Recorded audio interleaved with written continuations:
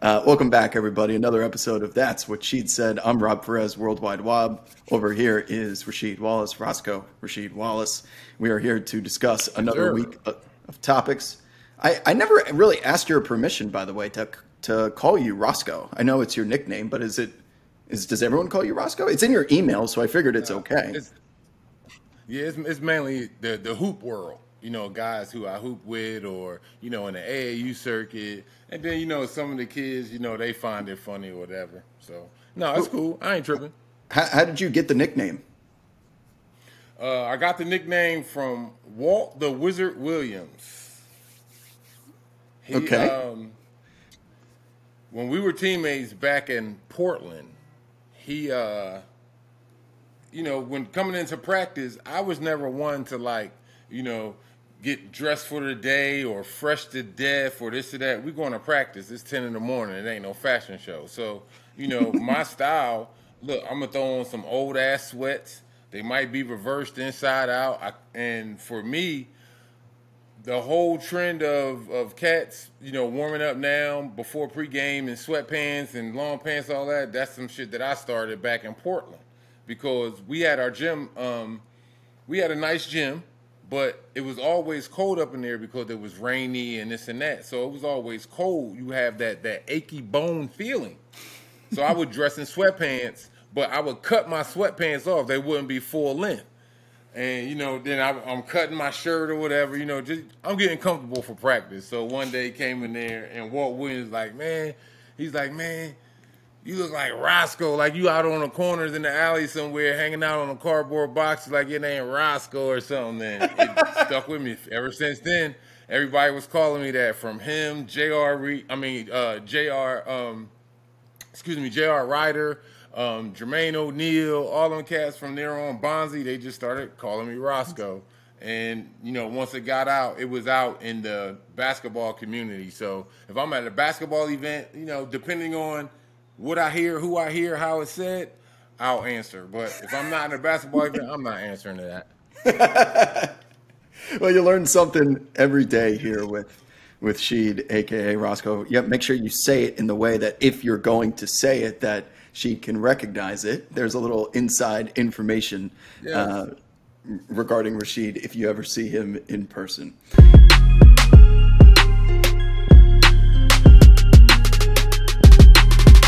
That could have been today's moment in time, but as the viewers here know, we like to start off every episode with a moment in time. I didn't anticipate that story. I like that story. I would have never heard the Wizard Williams being mentioned on this show today, but here we are. Today's moment in time is going to be May 23rd, 2005. And while you think about it, I'll give you a little bit of a hint. What occurred in Rasheed Wallace's world on May 23rd, 2005? You have told the story a couple of times about an individual that has given you hell on the court. What do you think was happening at the end of May? How many teams are left in the playoffs at the end of May? Yeah, I was about to say that got to be either like something like conference finals or that year might be NBA finals. You got it. You got it. It's the conference finals against the Miami Heat. Game 1, and you give Shaquille O'Neal, who is still, in your own words, still very much in his prime when he went to Miami.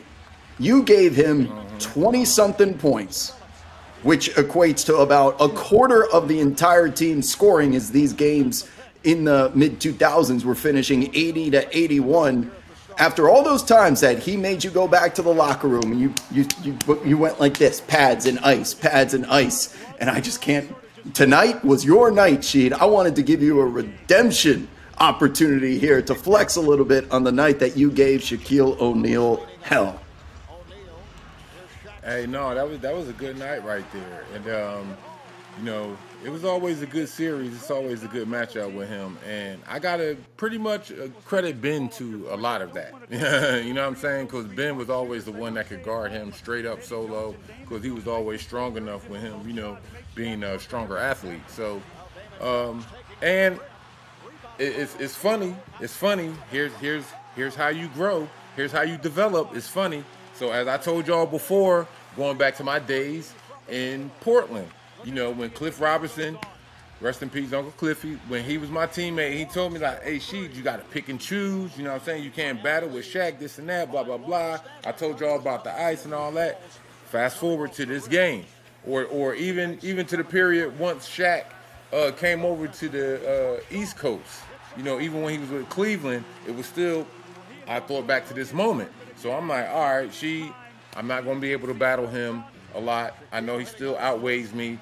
He's still a dominant force, but back in those LA days, his younger days, oh my gosh, he was by far the best athlete on earth for a couple of years in my book. But I just had to go with it. Hey, I can't post him up every time. Let's go pick and pops. You know what I'm saying? Put me in the corner, this and that, stretch him, keep him away from the basket. And so I just took Uncle Cliffy's advice. And, man, let me tell you this. After this game or after this series, I didn't have to ice my elbows and my back and my knees and my feet and everything. Nah, not at all, because it wasn't as much of a fight for me. You know what I mean? But it was a great series, though. You know, that's when they had a young D. Wade. My guy, Udonis Haslam, that's my man right there. You know, young Udonis. Yeah. And man, it was a great series with us and them. You know, you talking about at the time two of the most dominant forces in the East Coast. You know, Miami, of course, that great team they had. I think at that time they also had Posey as well. Jay Posey was in that mix. So, man, them was the good old days right there. So as you were beginning the description of this night, you were talking about how Ben Wallace drew the assignment. Thank God I had Ben next to me, and one of the first plays that ran while you were speaking was Shaquille here. It's coming up here in a second again. Is him just backing down Ben like he is ragdoll. I mean, Ben is a massive dude, and he makes him step back about 4 or 5 feet before just laying it in on top of him. And Ben Wallace, being this defensive player that was so dominant, it got him to the damn Hall of Fame. To see him get moved at this point in Shaq's career, post Orlando, post LA, he was still that level of athlete. But this highlight also includes that number 36 guy. All these highlights seem to be outside the paint. And he's spoken to it before, that when you step outside the three-point line, all of a sudden you got Udonis Haslam on you or Shaq outside of his comfort zone, and that's how you win a game like this. You take him into the deep end. All right, here's what I'm talking about. Just that's Ben Wallace that just, you could either push him in the back a little bit. This was him in his absolute peak form, but your ability to stretch the floor and shoot three-pointers ultimately is, I think, the big reason why you were able to put up numbers on this night, despite the physical dominance of that man. For real, you know, that's the big dude, man, heavy dude, even to this day, you know.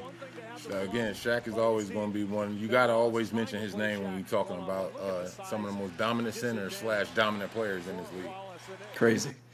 All right, well, she did get his way at least one night in this moment in time. No, I like getting both sides of it, because it would be it would be a biased show if she was coming in here like, nah, I killed Shaq, you know, this and this. No, I like hearing both sides of it. I mean, that story you told in the locker room where you're just, boy, did you learn your lesson that night. And when you get him a couple of years down the road, when you're both wearing a different uniform, you can bust his ass because of lessons you learned delivered by Shaq. So I can appreciate the humility. And the fact we also played a key part of that was he was older as well.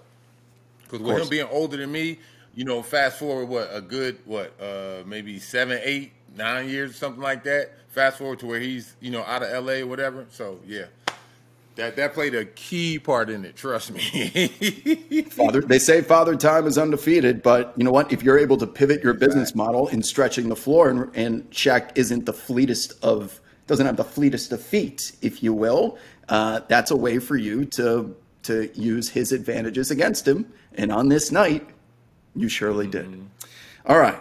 I'd like to begin today's program. We like to keep it lighthearted here for the most part. We shoot the shit, we tell some stories and some jokes, but there has been a rather serious topic at the time of filming this occurring in the NBA today, and it involves an up-and-coming superstar in Ja Morant.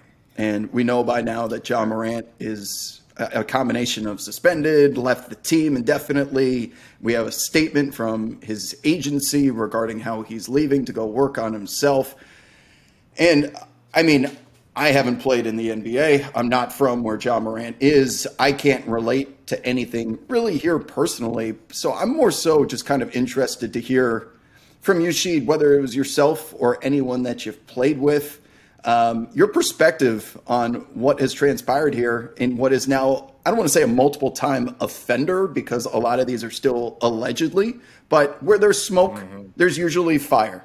And now that we have multiple instances reported by the media that we've learned about, it seems to be a trend headed in the wrong direction with Ja. He just got to calm down and just keep doing what he's been doing on the court. He's been letting his basketball speak for him.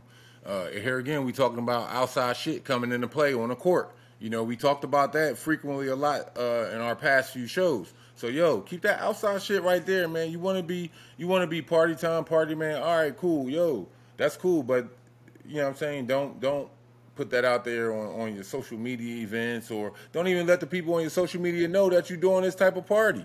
You know what I'm saying? Or whatever it is that you and your homies doing. Yo, keep that to yourselves. You know what I'm saying? If you're going to take pictures for your phone out, yo, keep that within y'all circle. You know what I'm saying? Don't sit up there and make that public like that. And I think he just calm down. You know, he's believing the press clippings a little bit as far as with his status right now in the NBA and him being one of the faces in the NBA, which he is. You know, it's like, all right, that comes with a lot. You know, and with it comes things like this, more scrutiny. You're under that microscope more. So once one thing happened, then now here comes everything else that happened to you in your past. So, you know, you have this whole past coming up with the incident with the young fella on a basketball court. Then you having things come up now. It's going to start coming up with his crew or this or that. People they might not be his friends now, but used to run with. Everything going to start coming up. And, yeah, I guarantee you they watching him. They're watching all the cats in his crew. They're watching everywhere he go, what he do now. And, again, like you said, allegedly the things that happened or that he was shown doing, you know, hopefully things work out for that young man in a positive way because he's a hell of a basketball talent. The cat could play ball on everything. Ja could play ball. I look at him as far as the style of his game and the way that he was headed was more like AI. You know, he was this generation's AI. You know, the smaller dude. Everyone looks at me. Yeah, I'm the underdog because I'm the smaller guy. I'm athletic. I still can dunk. You know, I can shoot, get to the rim, and, you know, this and that. So to me, I look at him as a little bit as this generation's AI. But with that comes, again, a lot of scrutiny. So with that, you have to change your game plan. You have to change how you roll with the dudes that you roll with. You know, you can't always be hood. Tell them dudes that's in the hood, all right, now they got to come up to the house. Now they got to come to the hills, certain ones. So now you got to weave through the process. As he gets older, it's a mistake.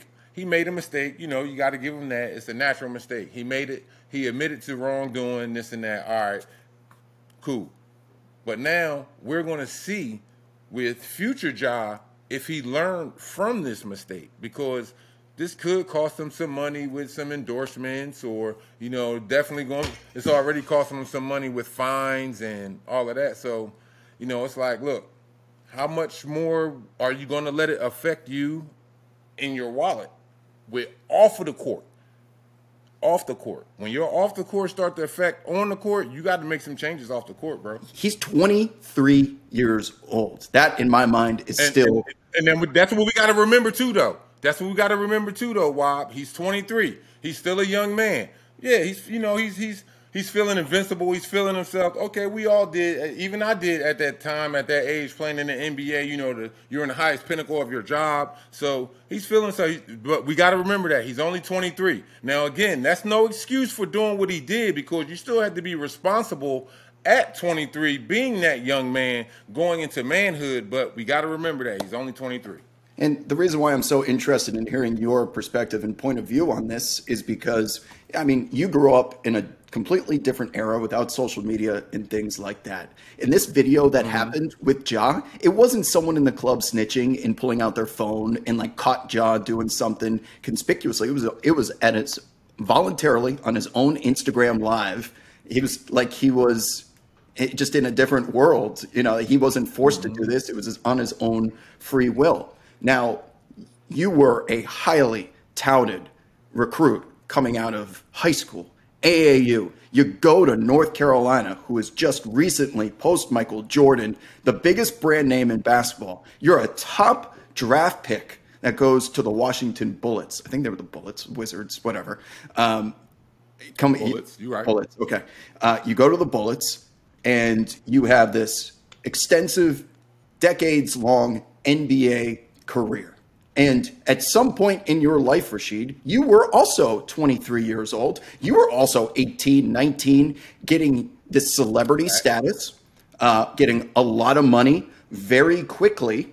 And I think it's very natural to not know what the hell to do with it. I mean, it's such an outlier situation in being a human being that everyone's going to react to it differently. So I was hoping that maybe you could take us back to those days when you were coming up like that. Not saying that you were messing with guns or you had a bad crew or something. I'm just kind of curious as to what your experience was, and if you ever felt like you either had to face something like this, that someone was in your crew that you needed to cut out, or you recognized, oh shit, I gotta like grow up really quickly. Did any of that ever pop up? Oh, hell yeah, it did. I'll give you a quick one. Playing in Detroit, right? So a friend of mine, one of my close friends since college, you know, his thing was party promotions. He's always been that party promoter, this and that. So during our run in Detroit, you know, we had some pretty good parties, some pretty nice parties, right? So here it is, you know, we nights before big game, you know, you're hearing about the party on the radio and this and that, right? So, you know, we get into the locker room, and I think it was one of the nights where it's like we was dragging ass and we weren't playing to tip-top shape. And so LB came into the locker, Larry Brown came into the locker room. He's like, yeah, guys, you know, this and that. He went through the whole basketball spiel about, you know, defense and shots, this and that. And then at the end of it, he's like, yeah, maybe if you guys wasn't out partying last night, you know, we could get something done. So I got to talk to so-and-so about you guys' parties. And, oh, it was hilarious. So, but with that, you know, you also have to be responsible. And, yeah, you're going to have to minimize your crew, that's for sure. Because I'll tell you this, one thing's for sure, two things for certain. Your crew is going to be expensive. I don't care where you go, what you do, outside of your family, as far as your mom, your brothers, dad, whoever, you know what I'm saying, your immediate family, the guys you're rolling with is going to be expensive. You know why? Because you're going to start hanging out in places where they can't go. That's going to be expensive.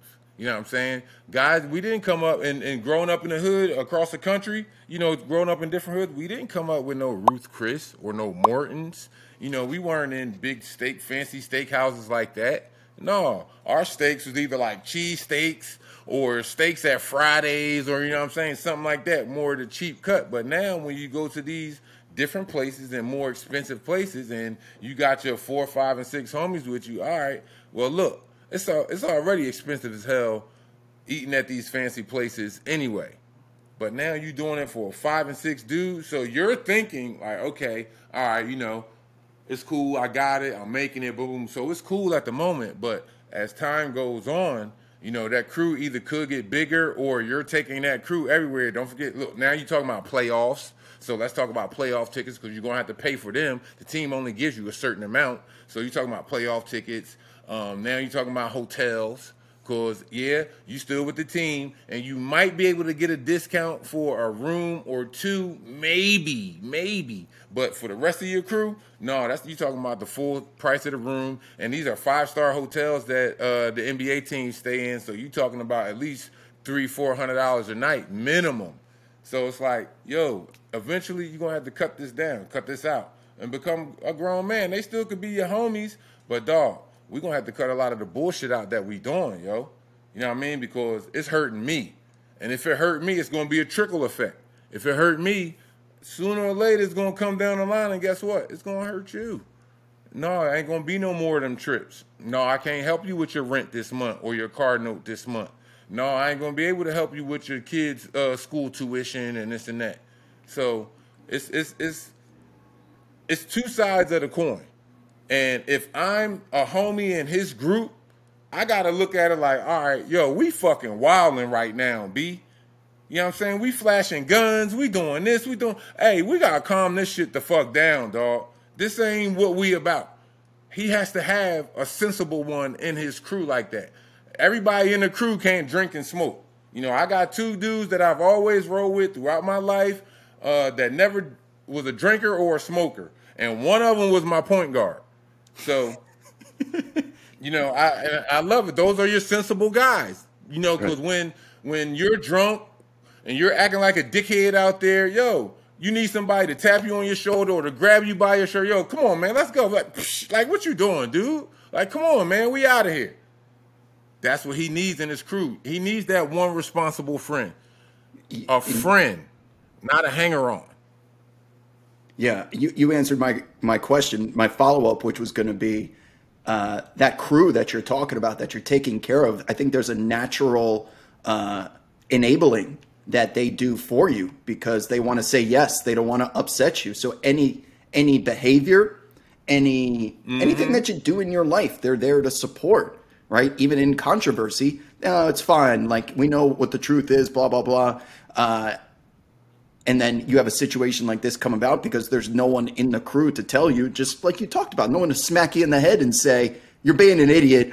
Don't do an IG live in the club when you're drunk, and especially don't do an IG live when you've got something in your belt, when you're strapped in your belt. Like, there was no one very clearly. Maybe there is, maybe there isn't, but they failed on that night, and they failed the past couple of nights with Ja that we have now gotten to this point now. So every crew needs, listen, you need people that can go out and party with you, that want to get drunk, that want to smoke, but that's cool. It's the like a basketball team.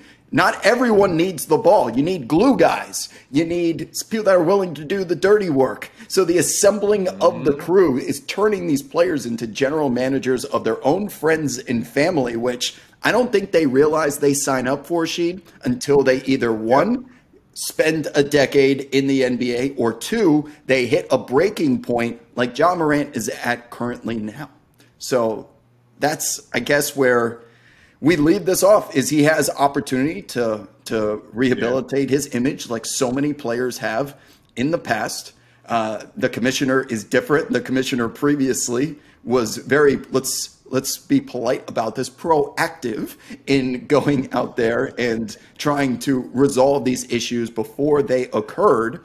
But I think it's a long way back, man, and he has a lot to lose. This is a star in every facet of the game of basketball and the business of basketball, and he's himself feels like that he's trying to lose it. For what is the question? And hopefully we get an answer to that at some point. We've had a couple examples since the All-Star break, Sheed.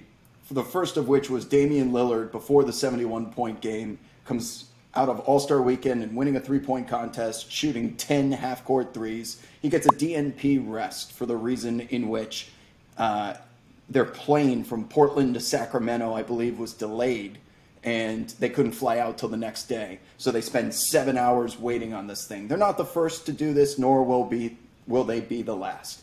But ultimately, we find out right before tip-off that Dame's not playing. And then they lose the game. The Trailblazers are in no position to just be punting. But it happened. And most recently with the Clippers, as always, in Kawhi Leonard, we had a guy that is super, uber important to a team that is spiraling out of the playoffs down through the play-in tournament in a very crowded Western Conference. And just until recently, the Clippers were losing games on top of each other, compounding interest, like you have a CD account with the Clippers titled on top of it. So we get now, because this is such a thing now, that of course, like anything in the world, it starts to get pulled from different directions. People have narratives and agendas and opinions on NBA players. They have opinions on what the definition of load management is. And I thought this might be a great opportunity to go through when load management occurs. That the first thing that anyone who doesn't like the NBA, or maybe is just not educated on the day-to-day processes of the business, they see load management, X player or X star player, and their first thought sheet is, This is on the players. This is on the players. They don't want to play. They just want to cash checks and go home. Like that's part of the conversation that I'm starting to see now on the internet in discourse with people that I'm like, come on, you're smarter than this. That's not the case. And I'm going to let you go off here in a second, but I'll do the TLDR, the Spark Notes version of this. When a player gets load managed, it is usually because either the front office or the coaching staff makes the decision, in the case of Damian Lillard, that he didn't meet the preparation requirements for him to go out there and play. And as a result, these players aren't allowed to play even if they want to. So it is not just the players. It is coaching, it is front office, and it goes as high as the NBA level for permitting this type of activity. So I thought this would be a great opportunity for you. Now, it's probably happened in the past if you were nursing an injury of some kind, a back, a foot, something Shaq did to you. Like, I'm banged up and I can use tonight off. And or the training staff may have said, Sheed, we want to keep you out tonight. I would love for you to take me through what that conversation is like with the training staff and the coaching staff. So maybe we can give some people a different perspective of a player that wants to play but can't. Well, first you got to look at the player. You got to test his heart. That's another thing that doesn't show up in analytics and on the stats. You got to test that player's heart. Is he that type of player to fight through this injury, to go out here and play these games that's needed, for your team, no matter the situation, if you're in first place or you're battling for the last playoff spot? It all depends on this person. So now, with that will determine how the trainer goes. If it's a guy who has that heart, you know what I'm saying? He doesn't necessarily have to be the heart and soul of the team, but the people in that organization know that he's a tough dude, and it's like if he's out and if he's hurt, then like, yo, he really hurting. You know what I'm saying? So it's like you have those type of guys, and then you do have guys who do like, hey, as soon as that trainer like, yo, all right, go sit down, this and that. Hey, let me go ahead over here and sit down real quick. The trainer told me to come sit down. Or, the trainer said I didn't have to do this today. Or the trainer said I didn't have to do that. The trainer told me to do this. And, like, you see the difference in the heart and the player. So that would determine the difference in the outcome on what happens with the trainer. But I'm going to have to say in Dame's case, if they sit him out, then he has to really be hurt. And they're looking at that playoff spot, of course. Here it is, okay. He's playing major minutes, you know what I'm saying? So that's what you also got to take into effect when it comes to this. He's playing those major minutes. So now, if he's saying that he's hurt, then me as a former player and a fan of him and knowing the type of game and person that he is, then I'm going to say he's really hurt. It's something that's hurting him, or, something that he's told the trainers about or the team about. And, they could see it maybe in his everyday walk. Just walking to the bus or walking in the locker room, walking in the film room, they can see he doesn't maybe have a certain pep that he had. So, trainers and assistant trainers, they have assistants and all that stuff. They look at all the little things that, we might not look at, but that's where also you got to be that professional and come in and tell them the truth about the situation. Like, look, hey, yo, my back is fucking killing me today. And, if I can't bend down, touch my toes, tie my shoes. That's why I had to wear my flip-flop. If you're really hurting, they going to know. But if the cats on the team is suspect, then, that's how they going to look at it. Like, he might not be really hurting. Like, man, whatever. He done laid down because we play so-and-so tonight. We going against this team tonight. So, to me, it all depends on the player, on what that trainer says. If you have a tough player and he wants to go out there and you got to damn near hit him in the back of the head with a chair for him to sit his ass down, that's the type of dogs you want on your team. Of course. You know what I'm saying? Those are the winners. Those are the guys you can definitely see are the ones that set the tone for the team. And then again, like I said, it doesn't necessarily have to be an all-star caliber player for him to be a dog and fight through injuries. The stars aligned on this one for the for the perfect storm because it was DNP rest right after the All-Star break in an All-Star game that he played in and was very active. At the same time, we know Dame has had major surgery on his adductor or abdominal, some muscle in his stomach recently. Like these are the injuries we know about. But because they gave us the reason it was DNP rest, it wasn't DNP stomach, it wasn't DNP illness. It was just a bad look, I think, for the league more so than well, I guess Dame too by affiliation. That why is he resting if he can go out there and just chuck threes in an exhibition game? Well, here's the difference though. Here's the difference. His DNP wasn't planned, as you just said. It was a game time decision for him not to play that night. It's not like earlier in this week they's like, all right, Dame not going to play tonight. He's not going to play in the game Friday or Saturday. It's not a scheduled DNP. You know what I'm saying? It was a game time decision. So if it wasn't for maybe the trainers or the owners or maybe even Chauncey himself telling Dame like, yo, fall back. You good money. Fall back. We don't need you tonight. Then other than that, he probably would have went out there and played. And how much power does the player, like you, if you went to the training staff, clear me. I don't give a shit about your plan. Your load, like me being ready to go for this important game. I'm playing tonight. Do you have the power to convince a coaching and training staff if you make enough of a fuss? Because there's a point you could go in front of a camera and say, I wanted to play tonight and they won't let me. That's dangerous. And that starts opening up Pandora's box a little bit, your relationship with your team, and it becomes a much bigger story. But do you have the power as a player to do that? Some people do, depending on your star status. Depending on your star status, depending on your injury. If you really feel like, okay, if you have a knee injury and, I've did my rehab, I've done the things that the trainer told me to do, and if they feel like, you're not ready yet, but you feel, depending on the injury itself, you feel like, this is my body, I know my body better than y'all, then, again, depending on that person, that star status, some of them still do go out there like, I don't give a fuck who y'all starting tonight in my position. I'm going to go out there anyway. I'm going to go ahead and get dressed. The only way they won't go out there is if the trainer, not the trainer, if the equipment manager doesn't put the locker in the uniform. But other than that, some cats, they try to go out there, but it's the heart and the love when you see cats do that. But also you have to have somebody there that's sensible, like, look, tonight we playing against so-and-so. They're not a good team. It's coming late in the season. Like, you could hurt yourself further. If you do play, your shit is worn down. You tired. You done played 1,000 minutes in the last 4 games. You know what I'm saying? So it's like you worn down. Get your body that rest. And like you mentioned too, he never really had no break. He was in the All-Star game, played in the All-Star game. After that, came back, only dropped 71 and all of that. So he need a little bit of rest. Got to rest his body up, along with doing the things that he need to do as a professional.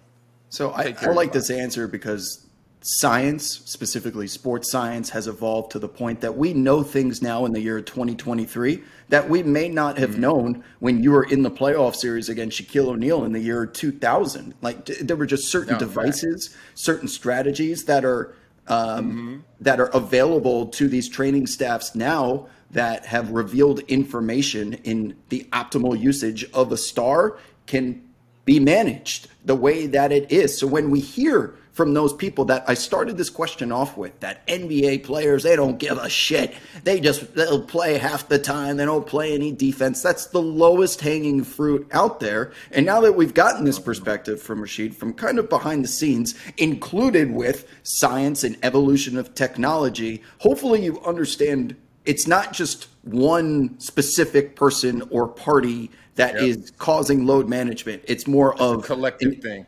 It's not just even just the NBA in totality. There are stories of kids with broken bodies coming out of high school at AAU. Zion can't stay on the floor for half a season because of some of the work that he was put in. Conversation for another day. But hopefully when you start having this particular dialogue with someone about load management, you incorporate all of the moving pieces that go into a DNP rest when it clearly on paper does not make sense. You know what also doesn't make sense to me, Rasheed?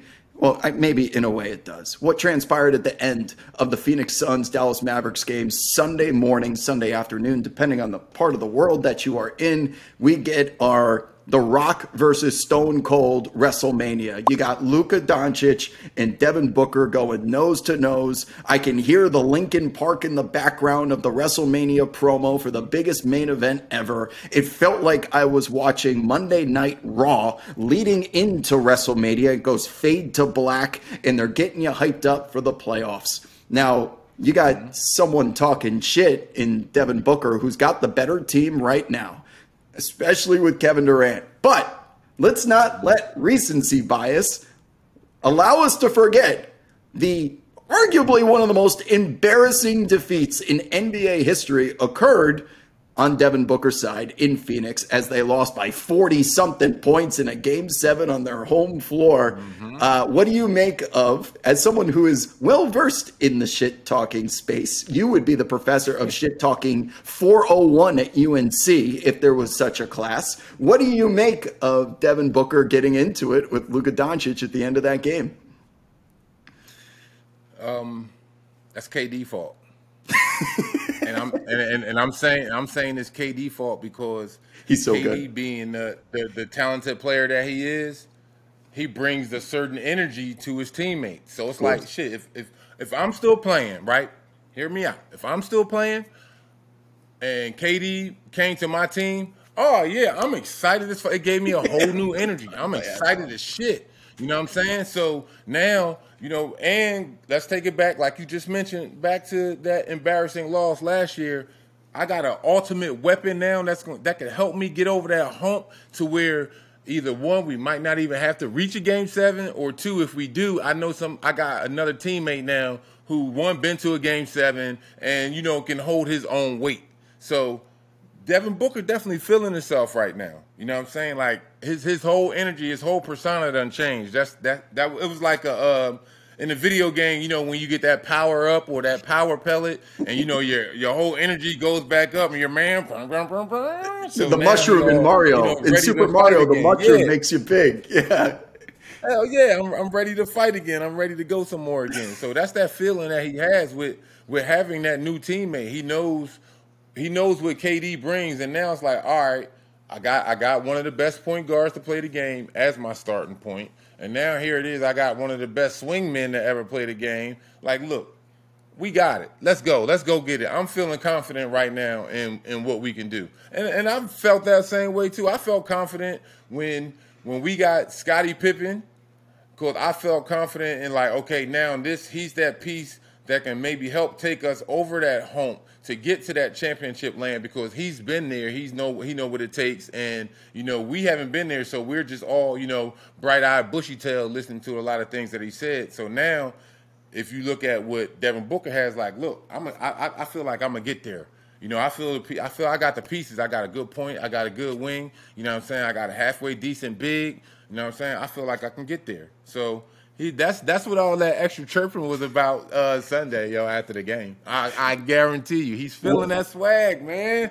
One intangible effect of having Kevin Durant on your team, it's obviously going to make you better. It's going to get you up the standings. You're going to score more points. These are all things you could put on paper, but one that usually flies under the radar is all of these players are the analogy that I would love to make is the fraternity I was in, Sheed, at UNC Chapel Hill, was 90% football players. I don't know how I got into this or got recruited to be a part of this fraternity, but starting quarterback, starting fullback, entire offensive line. And when we went down to either He's Not, Pantana Bob's, La Rez, you name it, all of those Chapel Hill spots, walking in there with these gigantic, gargantuan humans behind me kind of gives you a little bit of confidence, to say the least, right? Not that I like talking shit to people or trying to start fights, because I know I got my boys. Still, you walk. You just feel a little bravado. You get a natural bravado about you a little bit that we're the alphas here now. And I bet in Devin Booker in that moment, they were about to win the game. It was Luka's fault in that final second that he missed. He thought he got fouled. I think he missed a layup or something. And Devin Booker, I think, was just feeling himself a little bit. And when you're feeling yourself in that moment, you're not considering context. I don't care about that game 7. Tell me everybody acts tough when they're up. No, everyone acts tough when you got KD on your team, because now you have this weapon that pretty much no one else in the league can match you with. Look what it did for Golden State. Not saying that they weren't a good team before KD got there, but once he got there, man, everybody went over the hill as far as with they swag, because they knew, like, look, shit, we got KD. He's a big player, big time player. It's natural. I have been there with real life things, and I understand how on the court it could translate as well. And I was really curious that this is the first time the Phoenix Suns had been tested. They played, I think, the Bulls and the Hornets. I mean, come on.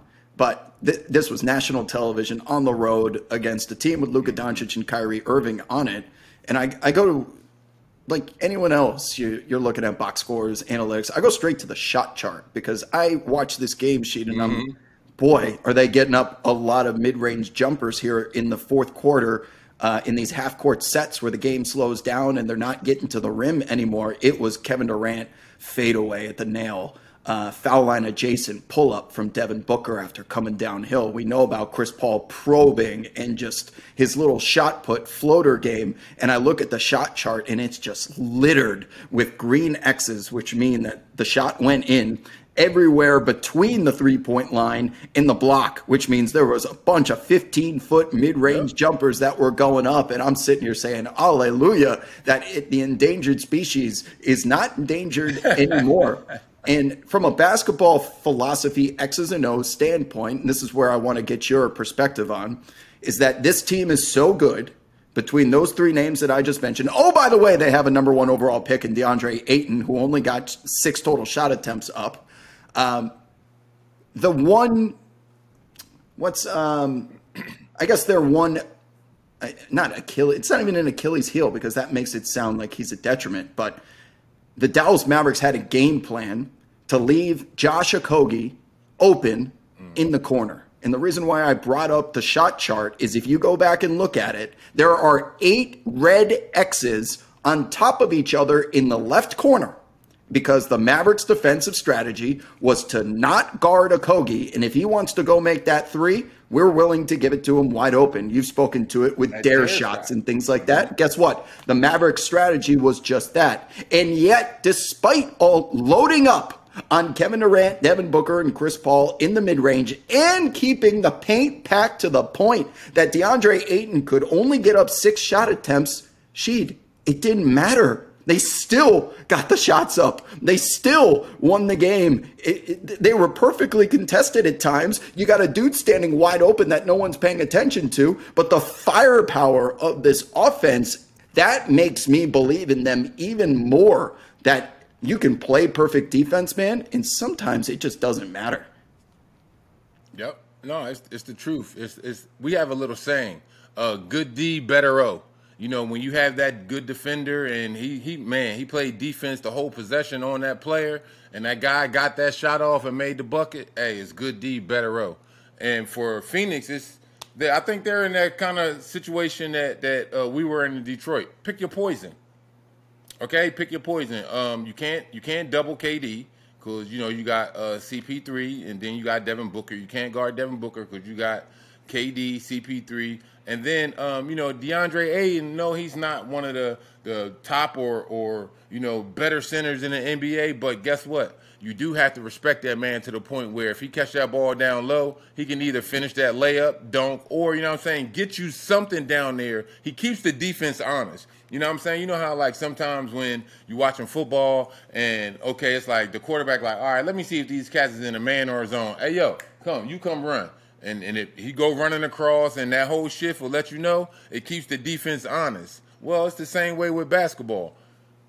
No, he's not the best center. I'm not going to him for a game-winning bucket. You know what I'm saying, as far as a game-winning play, but you do got to respect them, to the point where you have one of these 3 perimeter guys there driving, and your big steps up, he can finish that bucket. So it's pick your poison with that crew. So, it's kind of it's going to be an interesting playoff series. I think. I'm not sure who they're going to run into for the first round, but damn, it's going to be some fireworks. I tell you that much. Well, listen, they have a chance to get with Memphis without Ja for a little bit. They win some games. They could very well get to that 2 seed. If you get to that 2 seed and the Lakers are in the play-in tournament, there is a world that we may find the Suns versus the Lakers in the first round yet again, a repeat of a couple seasons ago. And that you talked about how DeAndre Ayton can finish if you need him to with the game on the line, even though the play may not be drawn up for him. I remember the Valley-oop. The Valley-oop was in the conference finals, the out-of-bounds play. He tapped it in with point whatever left, won them that game, ultimately that series. So pick your poison. You can leave Okogie open, and you were saying you can't double KD because Booker exists. Well, the Mavericks tested that theory by leaving open one guy completely and loading up against Kevin Durant. And even in the worst case scenario, Josh Okogie missed every wide open three that he took. They still won the game. Yep. For now, he missed. All he needed to do, just imagine, all he needed to do was hit one. If he hit one, it's like, okay, you thinking about, all right, that shit was luck. But if he hit two, now you got to guard him. Now you got to go out there and guard. You can't just leave him wide open like they did. TBD, but the Suns' firepower in the half-court set of a different sport. The playoffs are a different sport than the NBA regular season. The game slows down, defenses entrench, and it's a whole bunch of giving the basketball to your superstar, SOS, save us, 6 seconds left on the shot clock, catching the ball with your back to the rim, 15 feet away from it. You got to score points many times over, and you need a quality of player and star that, you know what, the Suns have at least 2 of, which is the scariest part. So we will see that theory tested here in the very near future. We love to end every program, as always, with kind of a sheet-inspired segment. And we have pivoted this model to what's called respecting the game. I ask Rasheed before every week's show to come in here and think of a player that he wants to educate what is traditionally a younger audience about. Last week was Derek Harper. We've had conversations about Derek Coleman, and I enjoy this because I get perspective on guys that I grew up with, but I didn't know some things about. So I will ask you, what should we be respecting the game this week, Rasheed Wallace?